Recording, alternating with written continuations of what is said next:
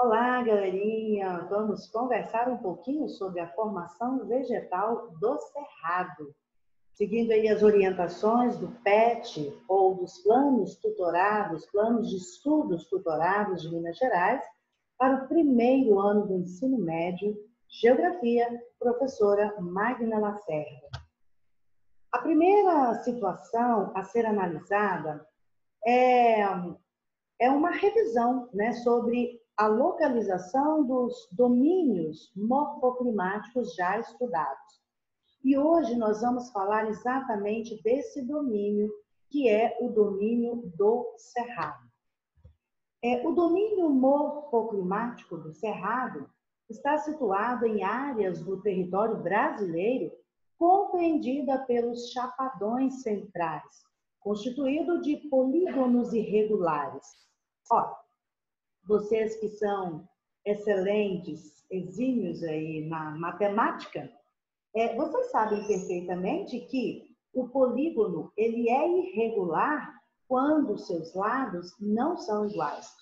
E essa comparação ela pode ser feita aí em loco, no cerrado, onde estão os nossos chapadões, porque é exatamente isso, eles são constituídos por essa espécie de polígonos e eles são completamente diversos, diferentes, de formações diferentes uns dos outros.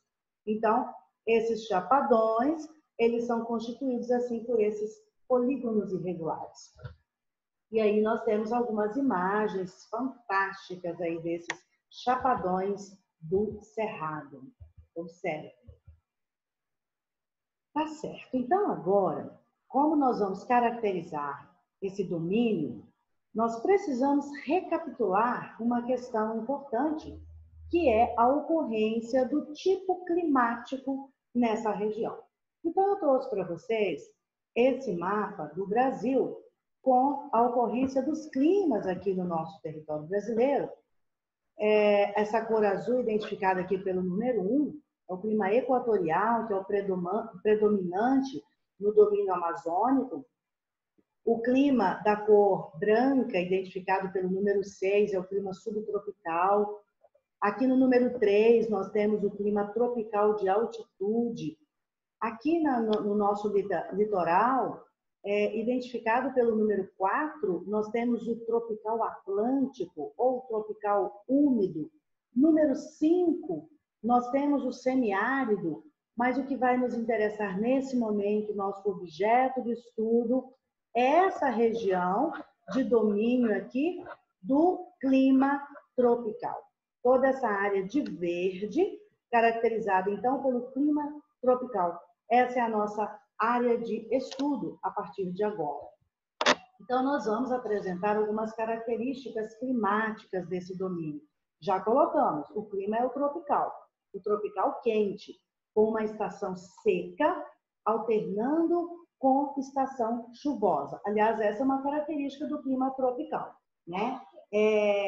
Essa alternância de estação seca e estação chuvosa. O verão é chuvoso, o inverno seco. Na área de ocorrência do cerrado, o período seco ocorre de 5 a 6 meses no ano, enquanto que 6 ou 7 meses é a duração da estação chuvosa. A temperatura média anual é variável, caracterizando a existência de amplitude térmica sazonal, ou seja, eu tenho uma diferença aí de temperatura bastante visível, bastante sentida de uma estação para outra. E a temperatura mínima ela varia entre 20 a 22 graus, enquanto a máxima 24 a 26 graus, isso considerando uma média da temperatura local.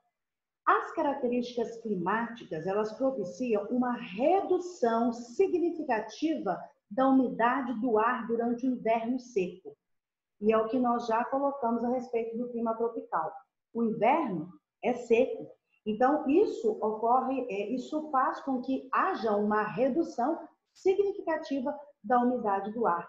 Então, nesse momento que nós temos essa redução da umidade do ar, nós temos um período seco, nós também vamos ter uma oscilação do lençol freático. Então, o lençol freático, que são as águas subterrâneas, né? Ele vai sofrer uma variação entre 1,5 a 4 metros, porém, ele alimenta as raízes da vegetação lenhosa dos cerrados. Isso é importante. Um pouquinho sobre os solos dessa região. Observem que esse texto ele vai apresentar vários termos técnicos. Então, eu convido vocês a ficarem atentos, porque nós não vamos ter condições de fazer uma leitura corrida do texto. Vamos parando para entender o que esses termos técnicos significam. O primeiro deles, os solos predominantes na região são os latossolos. Então, veja, o que eu chamo de latossolo. Os latossolos são solos minerais homogêneos. Esses solos, eles possuem um estágio bastante avançado de intemperismo ou de transformação, né? E eles possuem uma textura argilosa. Esses solos, então, eles são reconhecidos pela sua forma homogênea, né? Eles são solos bastante profundos, são solos são bem drenados, são solos bem drenados, mas tem um detalhe, com bastante frequência, eles são solos também pouco férteis. Então, preste atenção, os solos predominantes no cerrado, os latossolos, são solos, em sua grande maioria, solos pouco férteis. Então, veja, nós vamos ter aí uma característica desses latossolos. A primeira característica é o seguinte, a intensa lixiviação que esses solos sofrem. Então, o que seria esse processo de lixiviação? E aí nós vamos considerar lixiviação do solo como um processo erosivo. Esse processo é ocasionado a partir da lavagem da camada superficial do solo pelo escoamento das águas superficiais. Então, a chuva vem e carrega a parte superficial do solo, né? Ela vai levando tudo.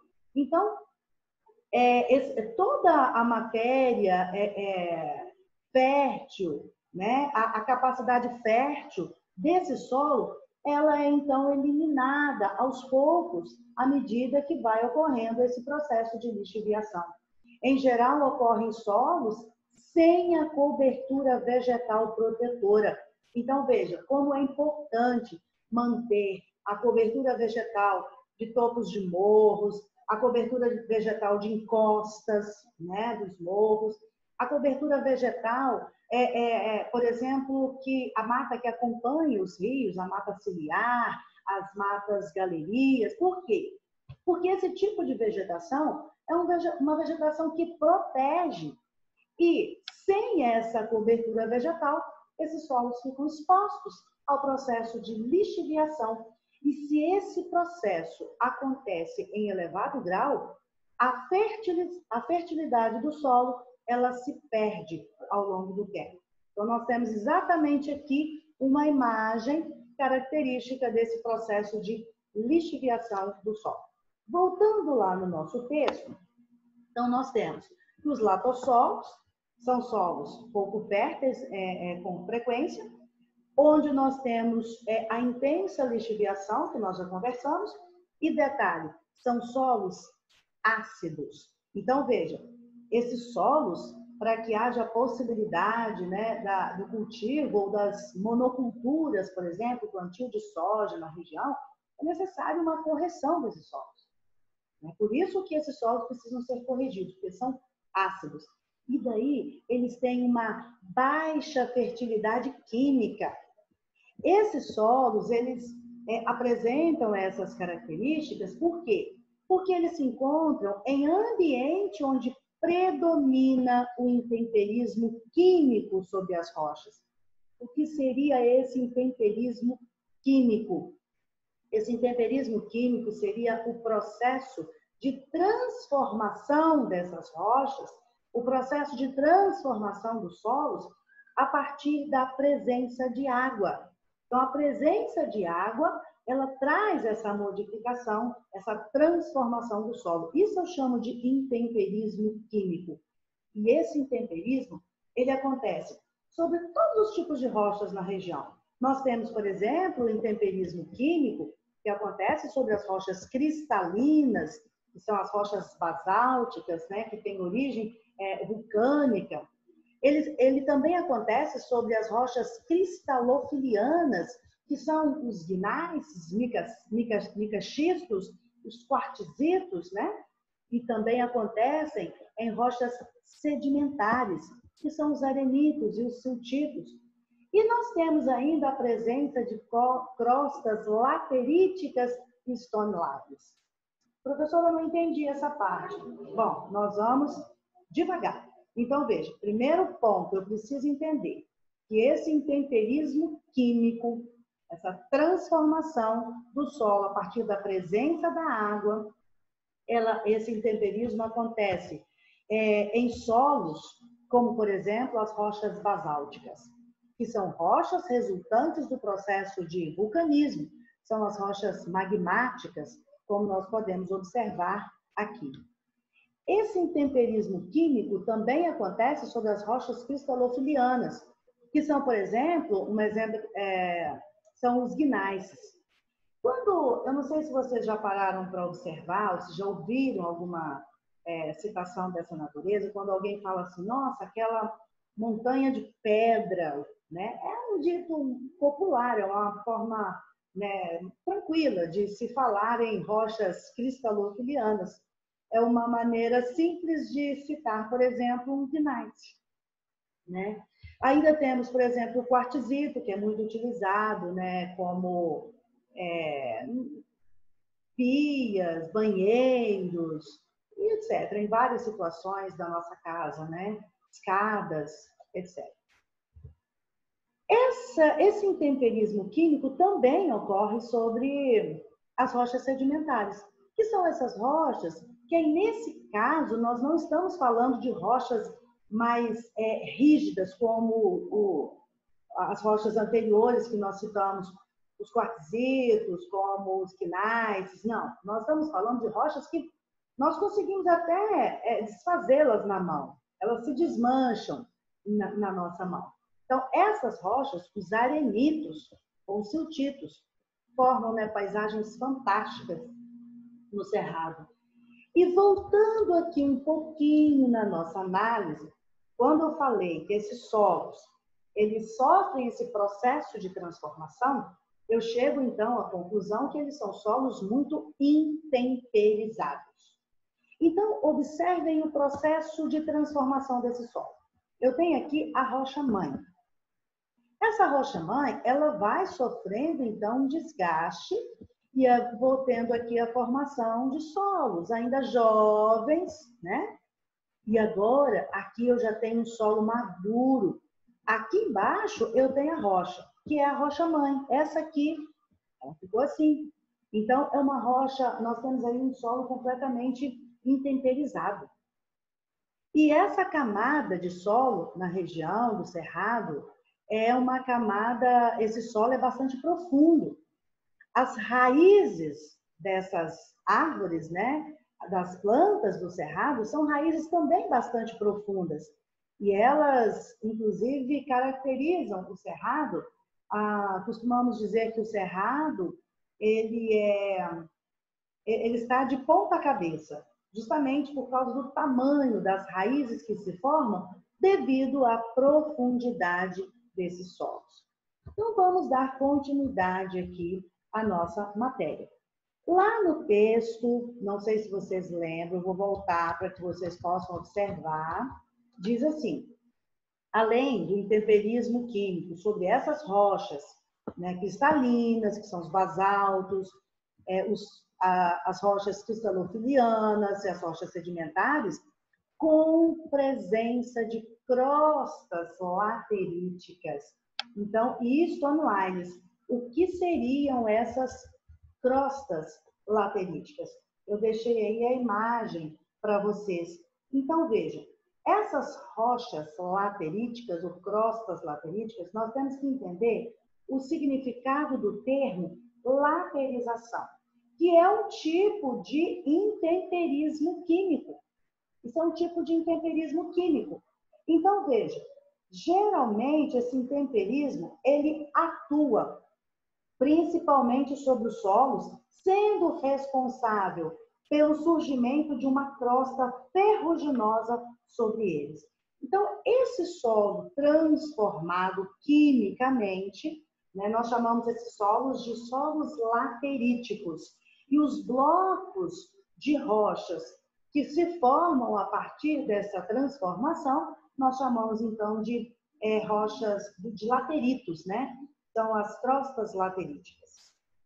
Continuando aqui, os solos latossolos, eles apresentam características específicas, como nós estamos anunciando até agora, mas em relação à cor, nós temos aqui as cores que são variáveis, do vermelho escuro, né, quando esse solo ele é caracterizado com presença de ferro, né, o solo vermelho férrico, até o amarelo, vermelho escuro ao amarelo. Então, geralmente, essas características escuras, elas aparecem no horizonte A, no B e mais claras no horizonte C. Mas essa é a variação aí dos solos. Esse solo amarelo, por exemplo, ele apresenta aí uma textura bastante argilosa. E continuando, tudo isso que nós falamos até agora, nós falamos do processo de lixiviação desse solo, nós falamos do processo de transformação desse solo, dessas rochas, pelo intemperismo químico. Vimos que o intemperismo químico ele causa transformações em rochas mais rígidas, em rochas mais maleáveis, como as sedimentares, e tudo isso traz consequências. Então, nós vamos elencar as consequências dessa situação. Primeira consequência. O processo de lixiviação dos solos, em especial aqueles destinados à agricultura, pode trazer consequências. Quais são essas consequências? Primeiro, pode acontecer a diminuição do poder de reestruturação do solo, ou seja, esse solo vai perdendo a sua capacidade de regeneração. Ou então, isso pode levar à morte desse solo. Acabou, morreu, não nasce mais nada nesse solo. Se plantar, não dá. Então, desde a perda do poder de reestruturação até a sua morte, isso pode acontecer. Se o processo de lixiviação for contínuo, pode até atingir a rocha-mãe.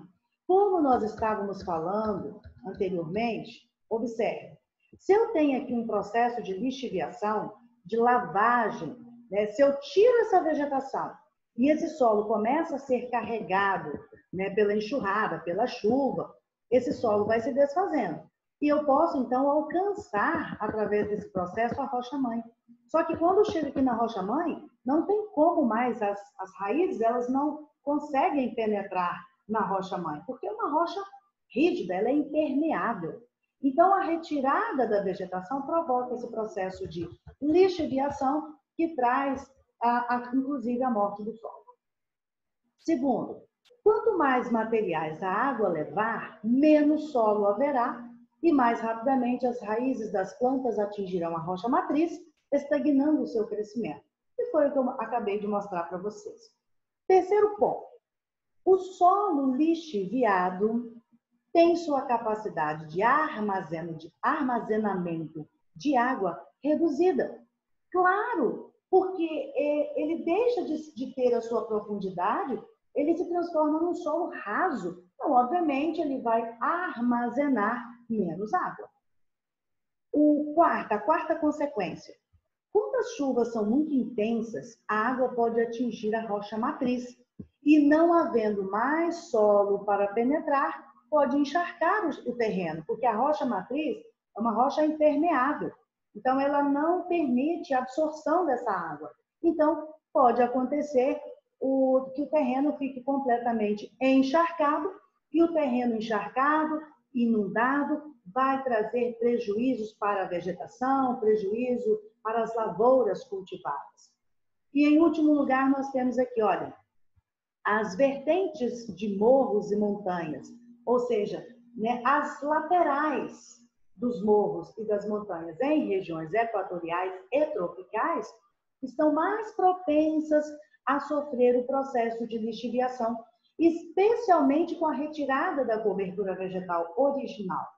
As águas que escoam pelas laterais, as águas que escoam durante as chuvas torrenciais, transportam livremente o horizonte superficial do solo e, em um processo contínuo, pode alcançar a rocha matriz e acabar gerando a morte desses solos.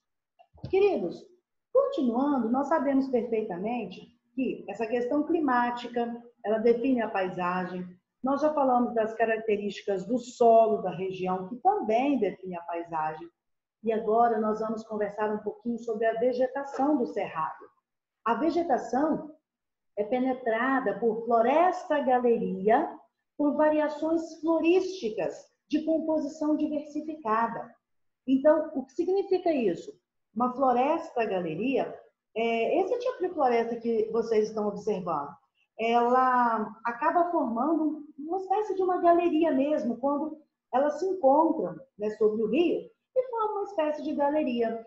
Então, essa vegetação do cerrado, ela é penetrada por esse tipo de floresta, né, com vegetações com composição diversificada, padrões regionais de cerrado e de cerradão. Em que área? Na área nuclear dos interflúvios e nas vertentes suaves. O que seria isso? Área nuclear dos interflúvios.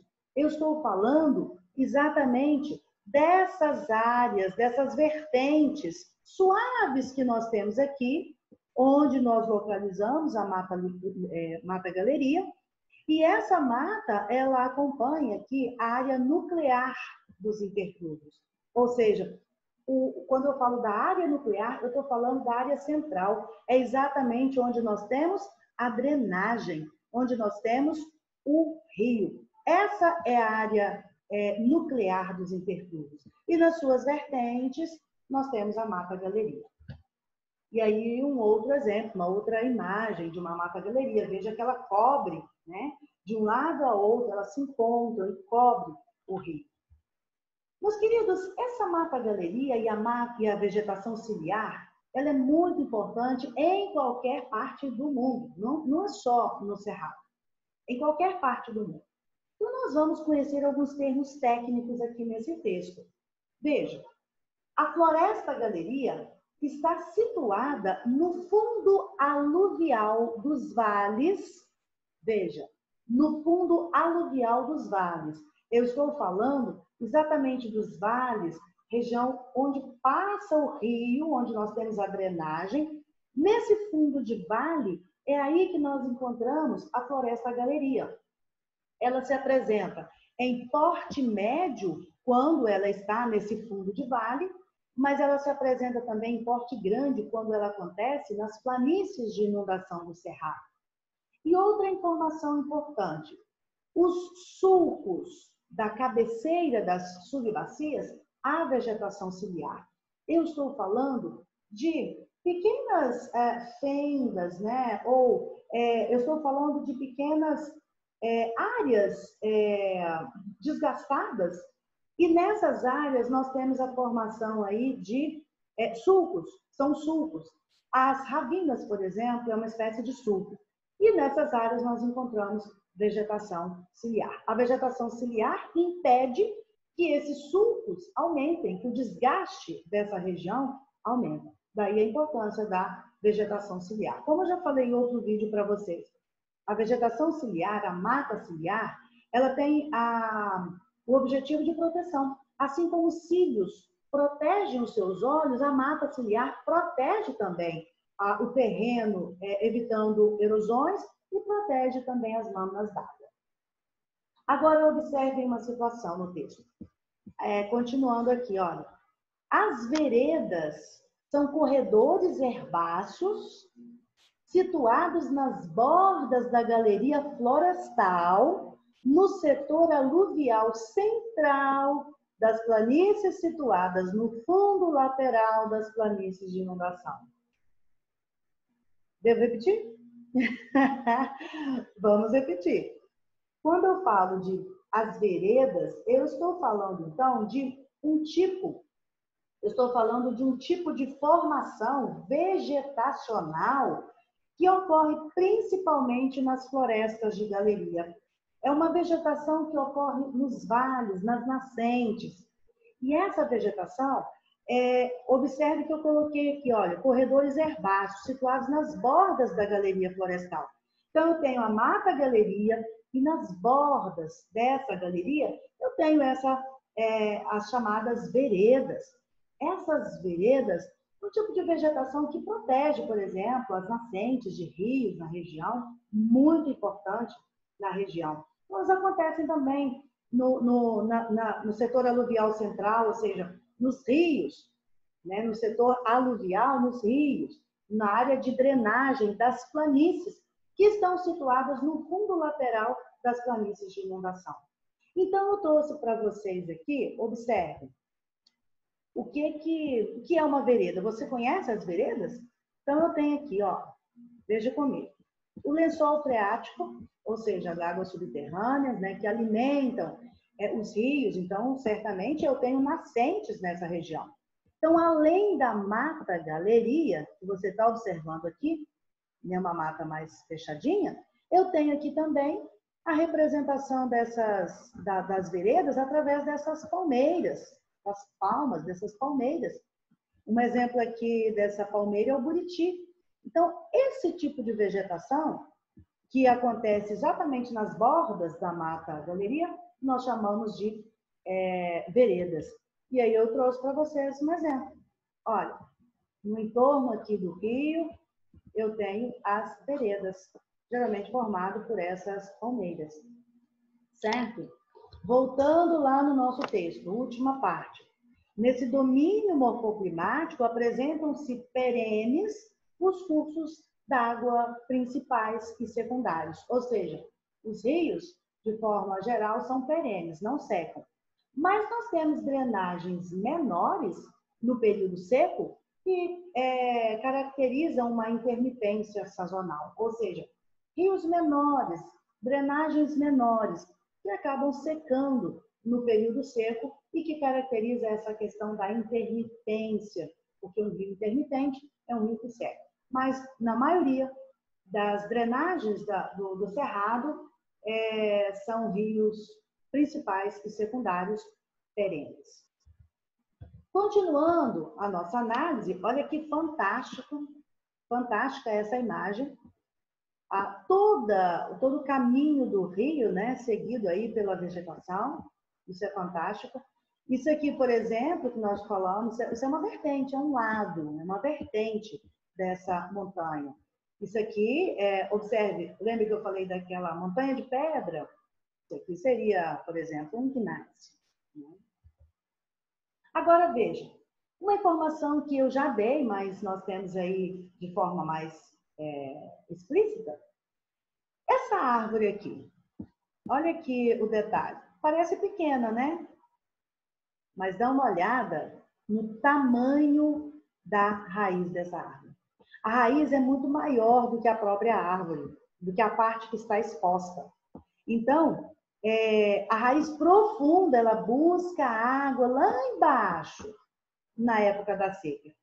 E o que mantém o solo permeável, né, permite, então, que a recarga desse lençol freático, o solo permeável é um solo que absorve a água da chuva e permite a alimentação do lençol freático, que alimenta, por exemplo, os aquíferos da região. Nós temos grandes aquíferos nessa região, grandes lençóis de água nessa região.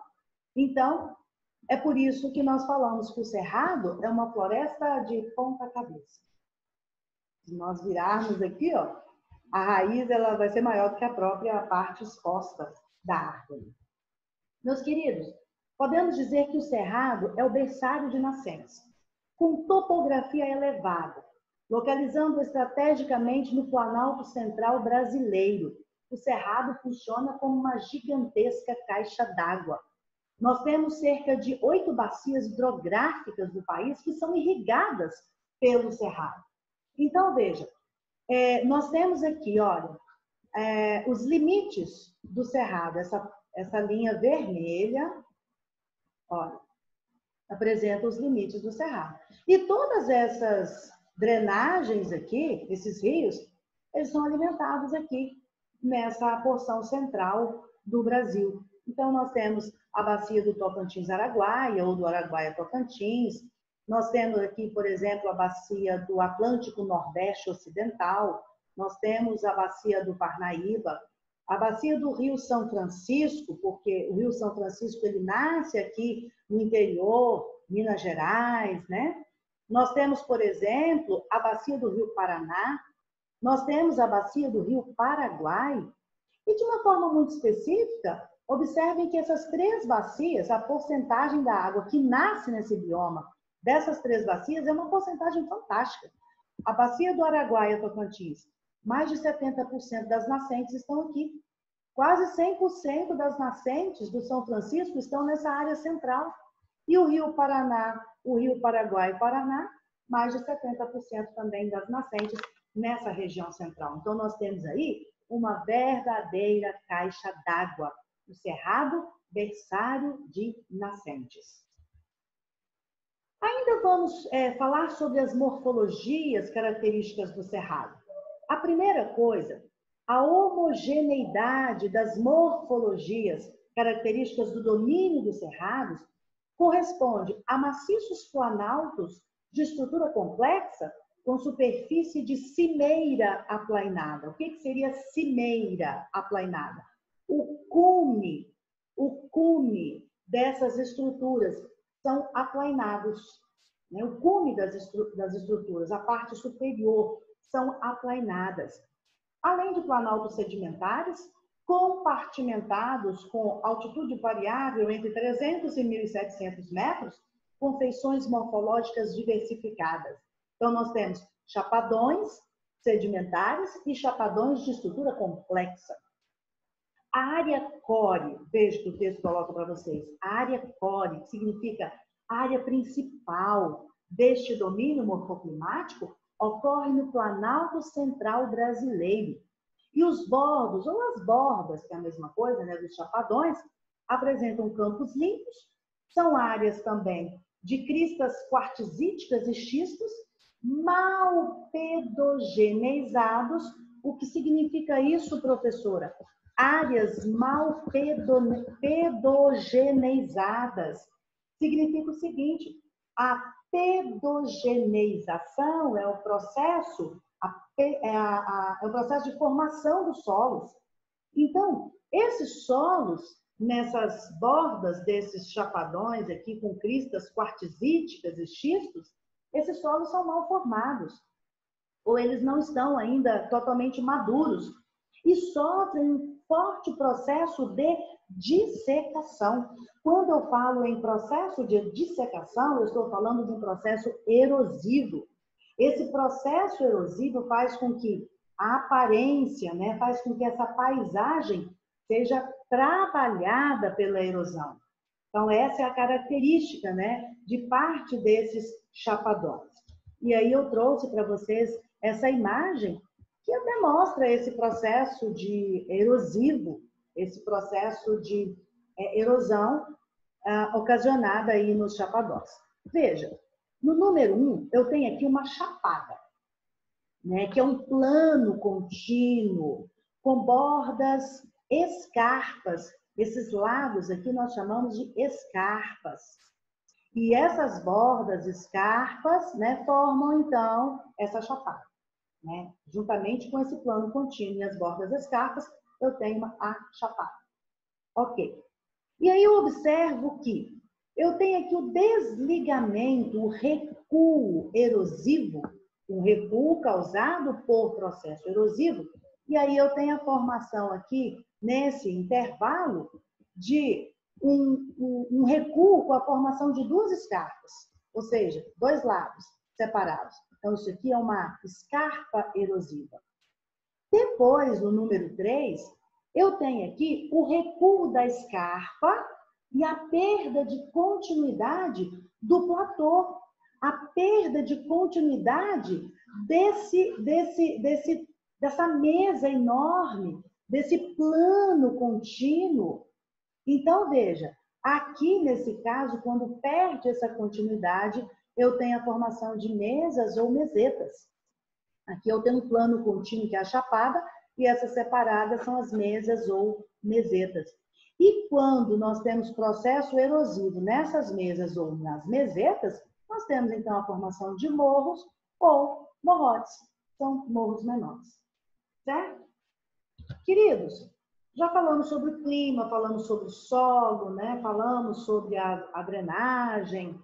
E agora nós vamos fechar o nosso assunto falando sobre os vegetais do cerrado, que apresentam um pseudo-xeromorfismo. E aí nós vamos ter que lembrar, né, da palavra xeromorfismo, que é uma palavra com origem grega e significa forma seca. Então, veja, esse nome é o nome que se dá em ecologia às plantas adaptadas a climas ou também a solos como esses do cerrado. Porque, como nós vimos anteriormente, os solos do cerrado, os principais são os latossolos, são solos intemperizados, e falamos também que os solos são ácidos. Então, essas plantas precisam de se adaptarem, por isso são plantas xeromórficas, né? E aí nós temos aspectos morfológicos como as características dessa vegetação: tronco e galhos retorcidos, folhas grossas, ásperas, árvores esparsas, casca grossa, raízes longas. São as características dessas plantas, desses vegetais que se adaptam a regiões como essa, de solos como esse, e clima também, né? Então, essas características da flora do cerrado são resultantes da adaptação às características do clima, dos solos, submetido à sazonalidade das chuvas, ou chuvas de verão, ou um período de seca, um período chuvoso. E aí nós temos as imagens que vão trazer aí a confirmação do que foi colocado no texto, né?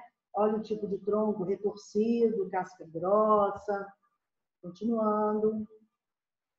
E para a gente fechar, até agora nós falamos de aspectos naturais. Esses processos erosivos são todos naturais, mas nós temos as ações antrópicas. O homem também interfere. Então, as ações antrópicas, elas degradam os cerradões. Esses cerradões são formados por florestas baixas, de troncos relativamente finos, compostos por processos naturais de adensamento, ou seja, de um conjunto, né, de árvores, ali de velhos estoques florísticos de cerrados quaternários e terciários. Ou seja, é uma vegetação muito antiga desses cerradões, mas o homem mesmo assim vai lá e destrói, degrada esses cerradões. E como é que isso é feito? Através, por exemplo, da expansão agrícola. Essa expansão agrícola é promovida por projetos governamentais, através da construção de Brasília, que intensificou a ocupação do domínio morfoclimático dos cerrados. Essas formações vegetais, elas foram devastadas em razão de um desmatamento desenfreado.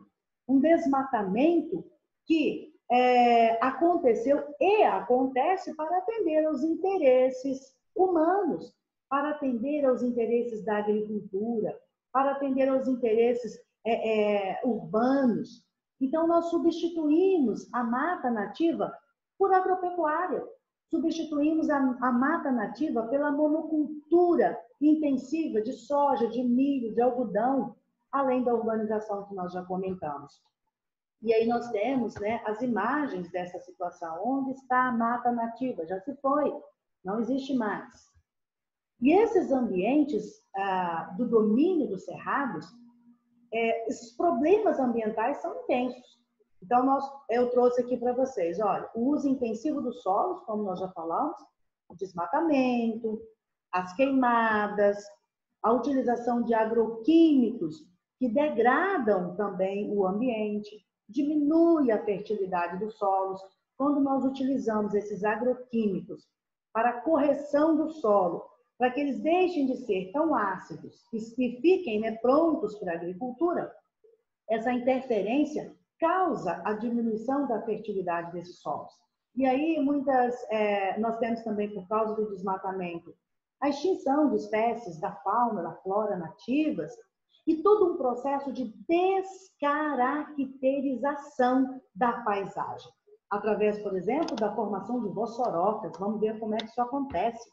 Olha, as queimadas são comuns nessa região, a utilização de agroquímicos, que diminui a fertilidade dos solos, a extinção de animais devido ao desmatamento, e aqui uma total descaracterização da região, da paisagem, através da formação dessas enormes crateras que nós chamamos de vossorocas.